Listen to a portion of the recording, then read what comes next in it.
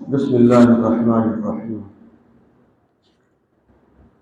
قرآن مجید فرقان حمید کی نہایت اہم صورت احکامات کے لحاظ سے سورت النساء۔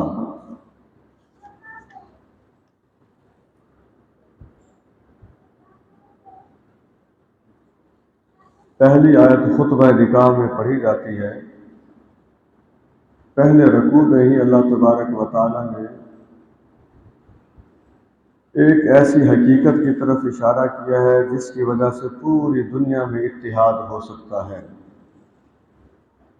فرمائے لوگوں، اپنے رب سے ڈرو جس نے تم سب کو ایک جان سے پیدا کیا۔ دنیا کا جو اتحاد ہے وہ دو بنیادوں پر ہو سکتا ہے، اس کے علاوہ تیسری بنیاد کوئی بھی نہیں ہے۔ ایک بنیاد تو یہ ہے کہ ساری دنیا کا رب اللہ تبارک و تعالیٰ ہے۔ دوسری بنیاد یہ ہے کہ دنیا کے جس ملک اور کونے میں لوگ رہ رہے ہیں سارے حضرت آدم علیہ السلام کی اولاد ہیں۔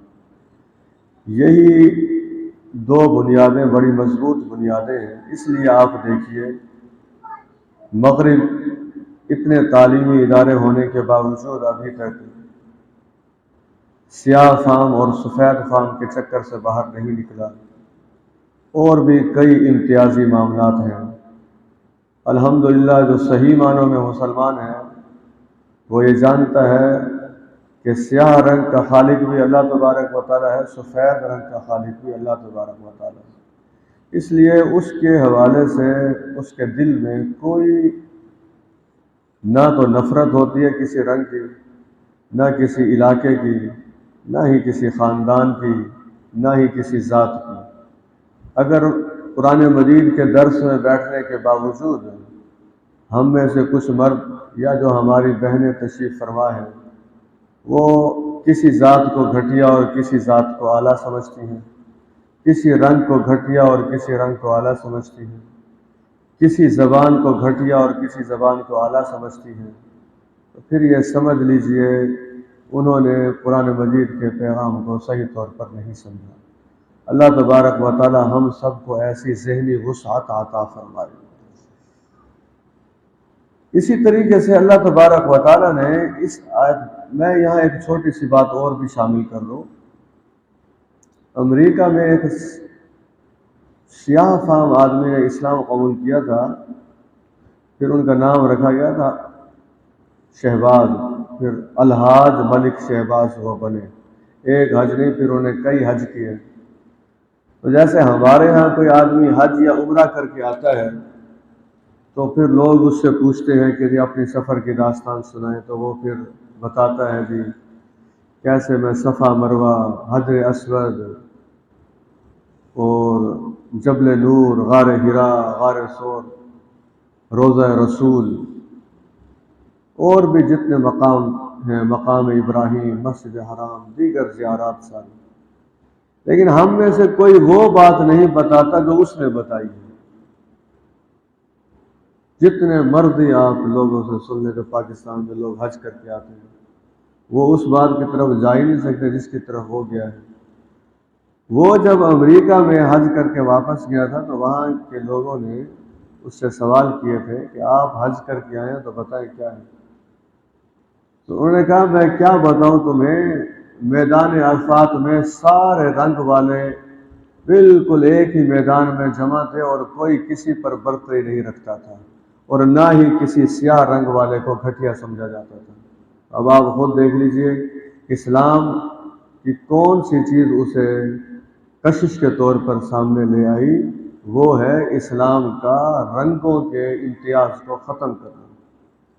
بدقسمتی سے ہم یہ باتیں سنتے ہیں لیکن اس کے باوجود اپنی مرضی کرتے ہیں۔ دوسری جو بات پہلی آیت میں بتائی گئی ہے وہ بھی عورتوں اور مردوں کے حوالے سے ایک حقیقت ہے۔ دنیا میں کئی مرتبہ ایسا ہوا ہے کہ عورتوں اور مردوں کو آپس میں خوب لڑایا گیا ہے۔ اردو میں اچھا لفظ استعمال ہوتا ہے، ایک دوسرے کا حریف بنایا گیا ہے مردوں اور عورتوں کو، کہ مرد عورتوں کے دشمن ہیں، عورتیں مردوں کے دشمن ہیں۔ یہاں تک لٹریچر لکھ دیا گیا کہ عورت سانپ اور بچھو سے بھی زیادہ خطرناک چیز ہے، اس سے جتنا دور رہو گے اتنا ہی کامیاب ہو جاؤ گے۔ اس کے ریئیکشن میں پھر عورتوں نے بھی ایسے کیا، ایسی عورتیں بھی پیدا ہوئیں، اب بھی ہیں، جو کہتی ہیں ہمیں مرد کے لفظ سے ہی نفرت ہے۔ یہ دونوں جو چیزیں ہیں یہ اصل میں انتہا کی وجہ سے ہیں، اور یہ انتہا جو ہے وہ لوگوں نے خود پیدا کی ہے، مختلف غلط قسم کے ذہنوں نے۔ اللہ تبارک و تعالیٰ نے کیا فرمایا؟ فرمایا وہ جو ہم نے ایک انسان پیدا کیا پہلا، حضرت آدم علیہ السلام، اسی سے اس کی بیوی کو پیدا کیا، پھر ان دونوں کے ذریعے ہم نے مردوں کو بھی پھیلا دیا اور عورتوں کو بھی پھیلا دیا۔ اب میں ایک بات آپ سے عرض کروں، قرآن مجید میں ہے اور حقیقت بھی یہی ہے، اللہ تبارک و تعالیٰ کوئی کام بے مقصد نہیں کرتے، کوئی ایک کام بھی اللہ تبارک و تعالیٰ کا مقصد سے خالی نہیں ہے۔ تو پھر یہ سمجھ لیجئے عورتوں کا وجود بھی دنیا میں ضروری ہے، مردوں کا وجود بھی دنیا میں ضروری ہے، بجائے اس کے کہ عورتیں مردوں کی شان کو کم کرنے کی کوشش کریں یا مرد عورتوں کی مقام کو گرانے کی کوشش کریں۔ دونوں کو یہ سمجھنا چاہیے کہ اللہ تبارک و تعالیٰ نے دونوں کو پیدا کر کے اصل میں معاشرے کے لیے مرد اور عورت سے جو کام لینا ہے ہمیں اس کی طرف دھیان دینا چاہیے۔ تیسری بات جو اسی آیت میں آئی، جب کثیر تعداد میں مرد اور کثیر تعداد میں عورتوں کی تخلیق کا تذکرہ ہوا، پھر اللہ تبارک و تعالیٰ نے فرمایا کہ دیکھو اللہ سے ڈرو جس سے تم سارے سوال کرتے ہو۔ ظاہر ہے ہماری ساری دعائیں تو اللہ تبارک و تعالیٰ کے پاس ہی ہیں۔ کس لحاظ سے ڈرو؟ رشتوں کو توڑنے کے لحاظ سے ڈرو۔ یہ بڑی اہم بات ہے، اسے اچھے طریقے سے سمجھ لیجئے۔ ہم میں سے کوئی بھی ایسا نہیں ہے، شاید میں غلط کہہ رہا ہوں لیکن حقیقت یہی ہے، جسے کبھی کسی رشتہ دار کی طرف سے کوئی تکلیف نہ پہنچی ہو، بھائی کی طرف سے، بہن کی طرف سے، دیگر رشتہ داروں کی طرف سے، اور کوئی تکلیف پہنچے نہ پہنچے، بہرحال سب سے زیادہ تکلیف زبان کے تیر لازمی پہنچتے رہتے ہیں، حالانکہ غلطی پر نہیں ہوتے لیکن اس کے باوجود پہنچتے رہتے ہیں۔ اب اس معاملے میں جس کا ذہن بنا ہوا ہے قرآنی ذہن، تو وہ رشتے نہیں توڑتا، بہرحال یہ ذہن رکھیے۔ یہ جاہلانہ فکر ہے، وہ کہہ ہی نہیں سکتا میرے گھر نہ آئے، میں فوت ہو جاؤں تو میرے جنازے پر نہ آئے، میں اپنے بچوں کی شادی کروں گا اس میں آپ نے نہیں آنا۔ اس قسم کی جب چیزیں کسی کی زبان سے سنیں تو سمجھ جائیں اس آدمی کا یا اس خاندان کا جو دین کا تصور ہے وہ بڑا کمزور ہے، اس پر اللہ اور اس کے رسول حکومت نہیں کر رہے، اس پر اس کی خواہش حکومت کر رہی ہے۔ تو جس پر اللہ اور اس کے رسول حکومت کرتے ہیں اس کی زبان ایسی باتوں سے بالکل محفوظ ہوتی ہے۔ تو سچی بات یہ ہے، رشتوں کو جس نے برقرار رکھنا ہے اسے یہ تین چیزیں اس پر لازمی عمل کرنا ہوگا۔ نبی اکرم صلی اللہ علیہ وسلم نے فرمایا، اللہ تبارک و تعالی نے مجھ سے فرمایا کہ جو تمہارے ساتھ تعلقات توڑے تم اس کے ساتھ تعلقات جوڑو۔ اب آپ یہ دیکھ، جب کبھی خدا نخواستہ شیطان ہمیں تعلقات توڑنے کی طرف آمادہ کرے، اس وقت بھی کئی رشتہ داروں کو آپ ذہن میں رکھ کر بیٹھے تو وہ ایسے ہوں گے جن سے تعلقات ٹوٹے ہوئے ہوں گے، دعا سلام کی حد تک بھی معاملہ نہیں ہوگا، اور انا کے بت ہمارے حائل ہو جاتے ہیں ان ساری چیزوں میں۔ نہایت خوش نصیب ہے وہ افراد، وہ مرد و خواتین جو اس ماہ مبارک کا استقبال اس لحاظ سے بھی کرتے ہیں کہ وہ صلح میں پہل کر لیتے ہیں، کیونکہ نبی اکرم صلی اللہ علیہ وسلم کی ایک حدیث میں نے سنائی تھی، وہ پھر سنا دیتا ہوں۔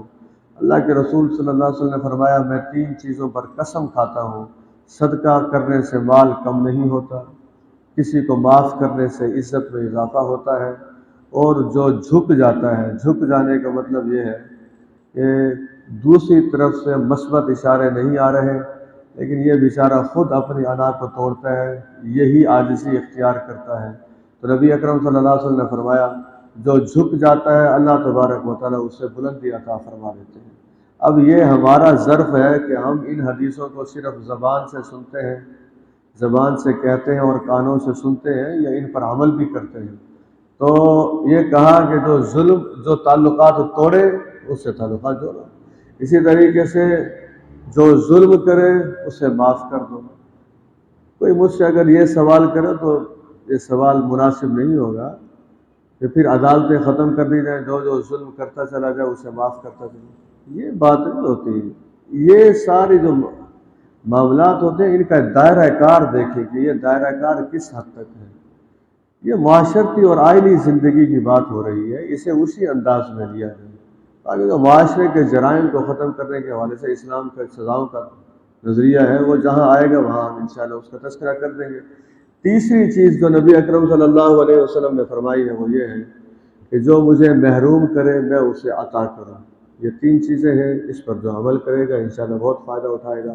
فرمایا اللہ تبارک و تعالیٰ تمہارے اوپر نگران کے طور پر موجود ہے، شرم آتی ہے یقین کریں ایسی باتیں پڑھتے وقت بھی، سنتے وقت، سمجھتے وقت اور سمجھاتے وقت۔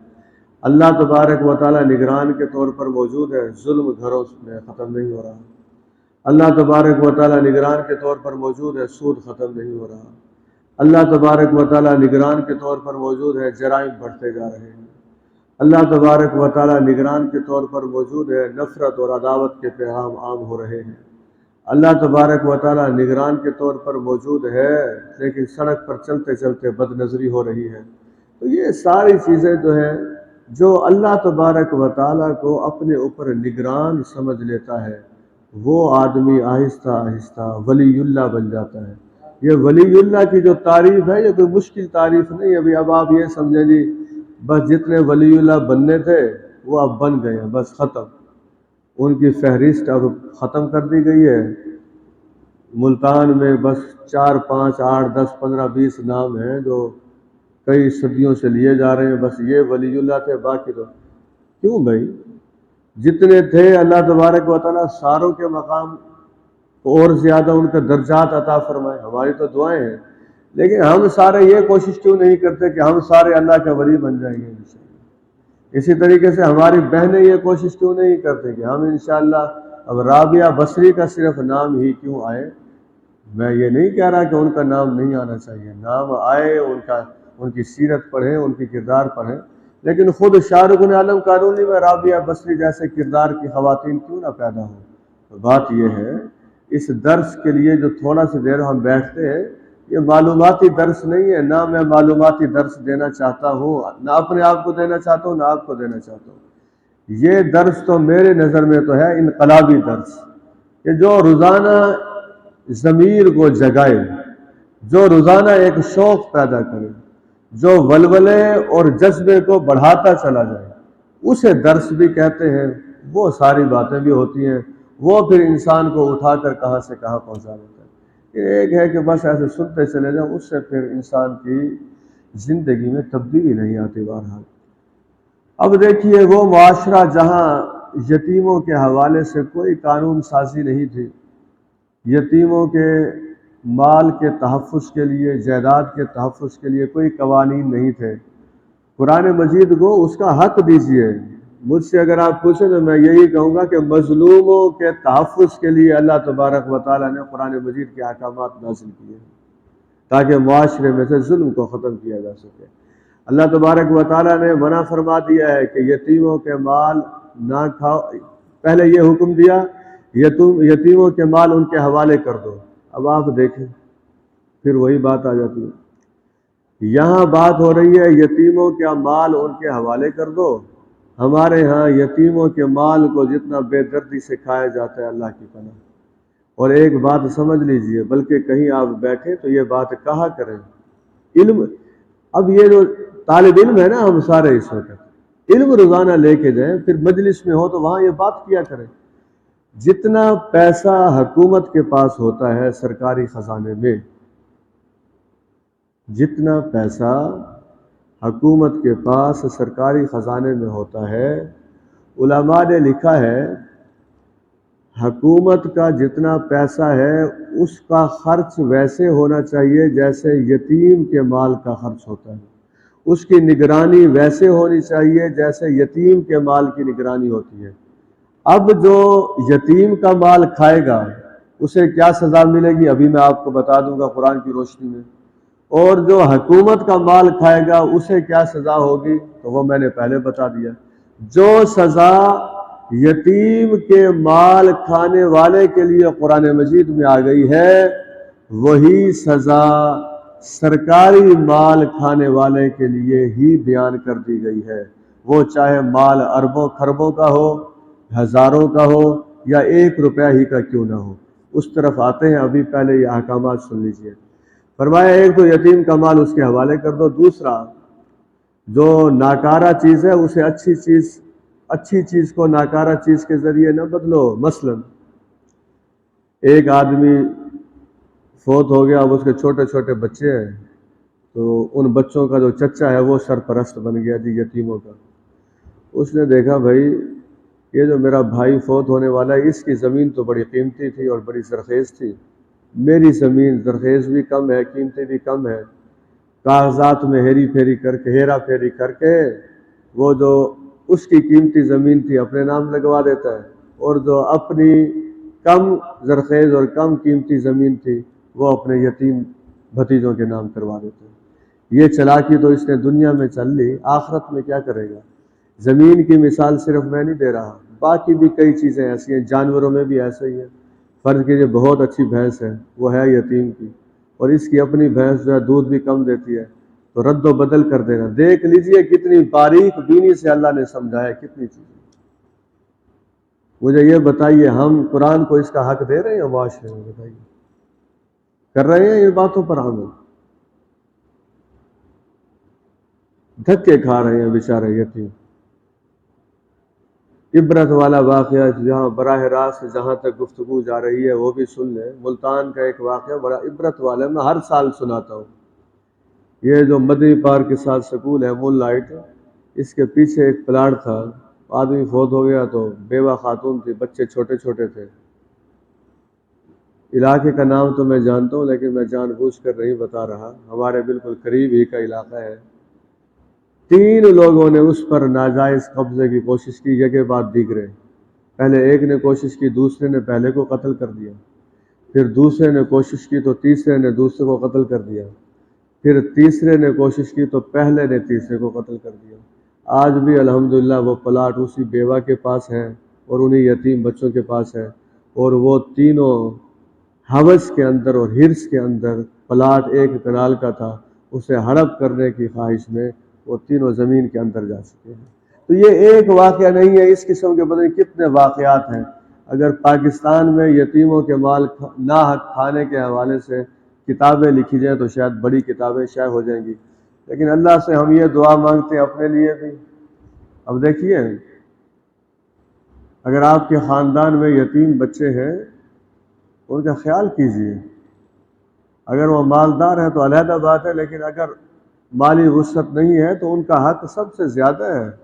عید کی تیاری کے حوالے سے، رمضان کے راشن کی تیاری کے حوالے سے، تعلیم کے حوالے سے، علاج معالجے کے حوالے سے اپنا بہترین کردار ادا کرنا چاہیے۔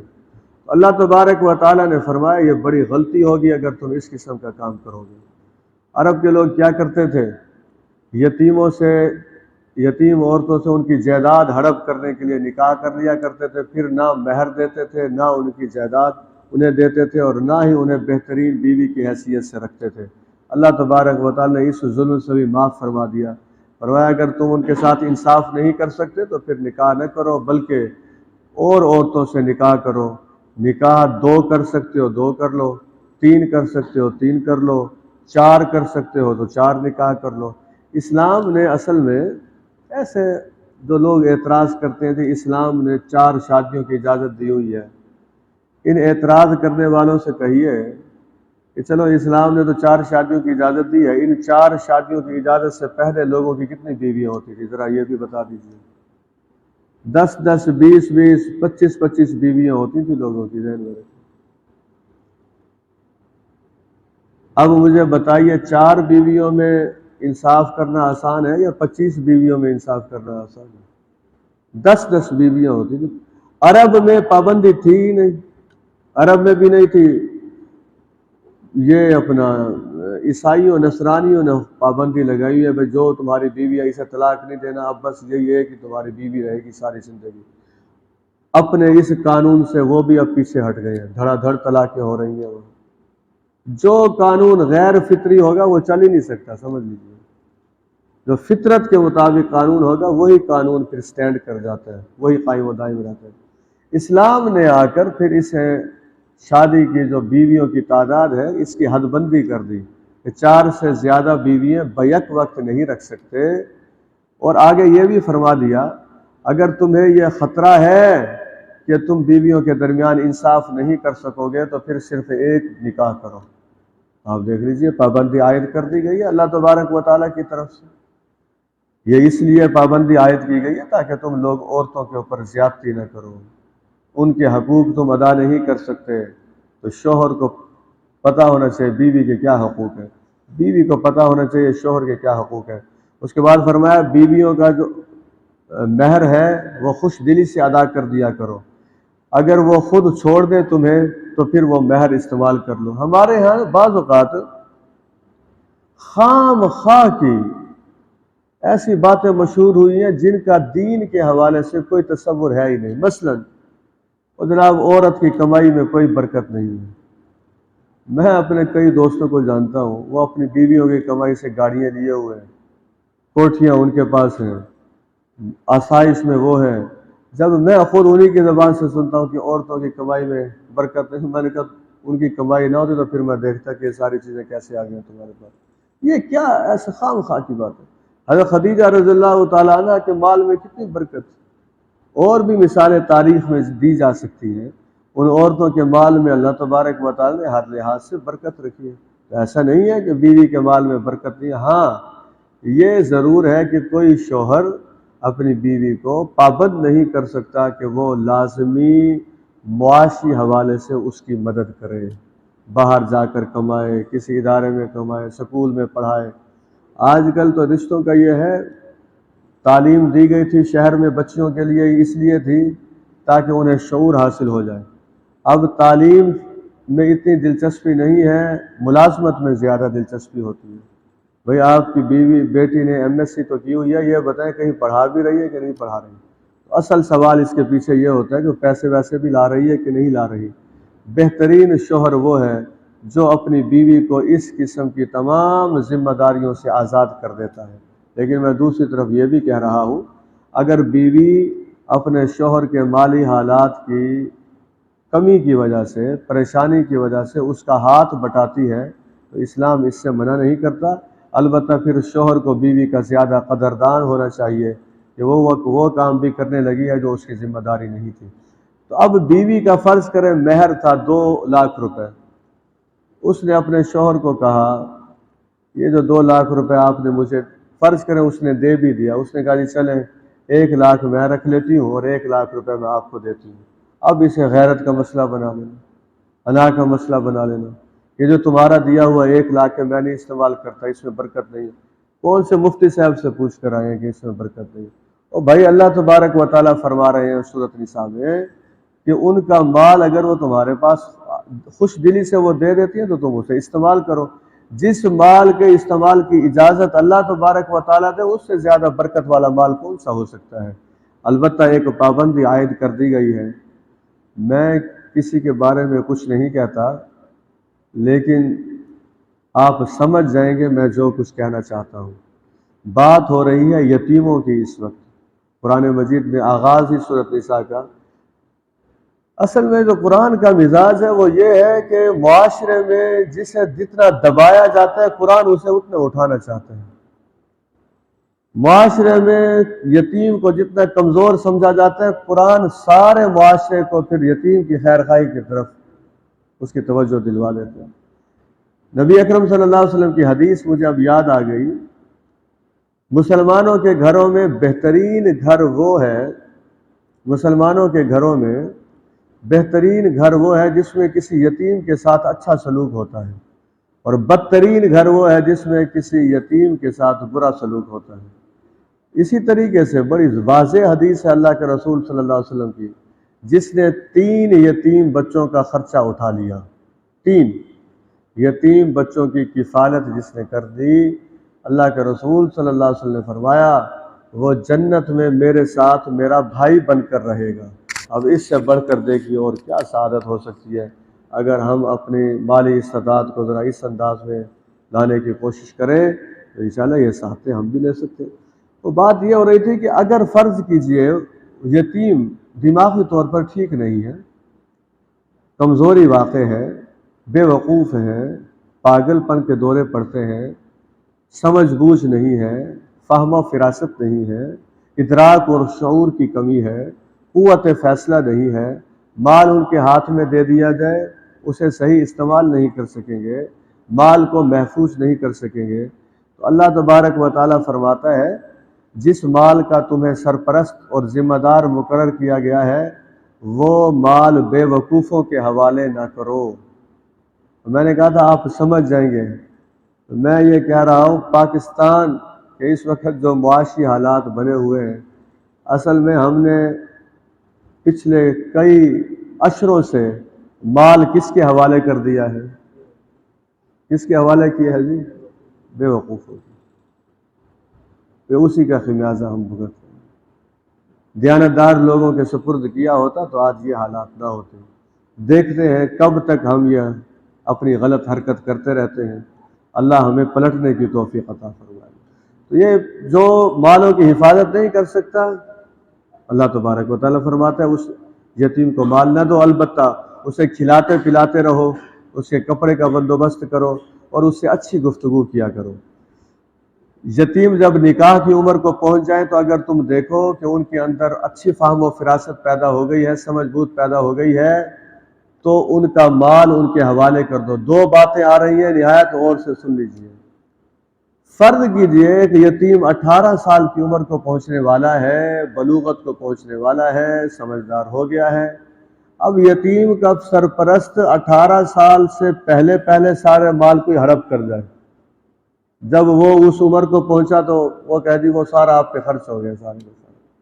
اللہ تبارک و تعالیٰ نے منع فرما دیا ہے، اگر یتیم کا سرپرست امیر ہے تو وہ خواہ مخواہ یتیم کے مال کو استعمال نہ کرے، اور اگر یتیم کا سرپرست غریب ہے تو یتیم کی نگہداشت کے لیے جتنا ضروری مال ہے اتنا وہ خرچ کر سکتا ہے۔ فرمایا جب تم مال یتیموں کے سپرد کرو اس وقت گواہ بنا لیا کرو۔ اب میں یہاں عقیدہ توحید بیان کروں، دنیا میں کتنے یتیم ہوں گے؟ ہو سکتا ہے کوئی ڈیٹا ہو دنیا کا، ہوگا یقیناً، بہرحال ہم اس وقت کوئی فگر تو آپ کو نہیں بتا سکتے۔ دنیا میں کتنے یتیم ہیں اور کتنے ان کے سرپرست ہیں؟ اللہ تبارک و تعالیٰ فرماتے ہیں اسی آیت پہلے رکوع میں کہ یتیموں کے سرپرست جب یتیموں کو ان کا مال حوالے کر رہے ہوتے ہیں تو اللہ تبارک و تعالیٰ خود گواہ کے طور پر موجود ہوتے ہیں۔ تصور کیجیے کتنی بڑی دنیا ہے، آپ دیکھیے کتنا بڑا علم ہے اللہ تبارک و تعالیٰ کا۔ اس لیے تو ایسی ہستی کو ہی سجدہ کیا جاتا ہے، یہ جو ہم سجدہ کرتے ہیں اس جیسی کوئی اور ہستی ہے ہی نہیں۔ فرمایا کہ جو مال بچا ہے، ترکہ بچا ہے والدین کا، رشتہ داروں کا، اس میں مردوں کا بھی حصہ ہے اور اس میں عورتوں کا بھی حصہ ہے، چاہے وہ مال کم ہے چاہے وہ مال زیادہ ہے۔ بس رکوع ختم ہونے والا ہے، میں نے اسی رکوع پر اکتفا کیا، بہت سے احکامات آپ کے سامنے آ گئے۔ اب دو باتیں مزید آ رہی ہیں، انہیں دیکھ لیجئے۔ ایک بات تو ہے اخلاقی، دوسری بات ہے پھر خوب ڈراوا ہے، دل دہل جائے جس سے۔ جو اخلاقی بات ہے وہ یہ ہے، یتیم کے سرپرست کو کہا جا رہا ہے اگر فرض کریں یتیم کا سرپرست مال ہڑپ کرنا چاہتا ہے تو پہلے اسے اخلاقی طور پر سکھایا گیا کہ تم ذرا خود سوچو، آج جن چھوٹے چھوٹے بچوں کا تم مال کھا رہے ہو، اگر تم فوت ہو جاتے اور تمہارے چھوٹے چھوٹے بچے ہوتے تو پھر تمہارے بچوں کا کیا حال ہوتا؟ سمجھ گئے آپ بات؟ نہیں سمجھے؟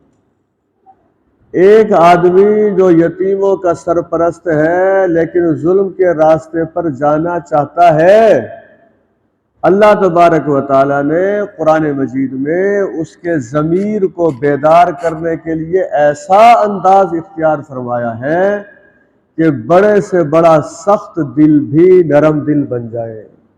اللہ تبارک و تعالیٰ فرماتے ہیں وہ دوسروں کی اولاد کو ایسے سمجھو جیسے تمہاری اپنی اولاد ہے۔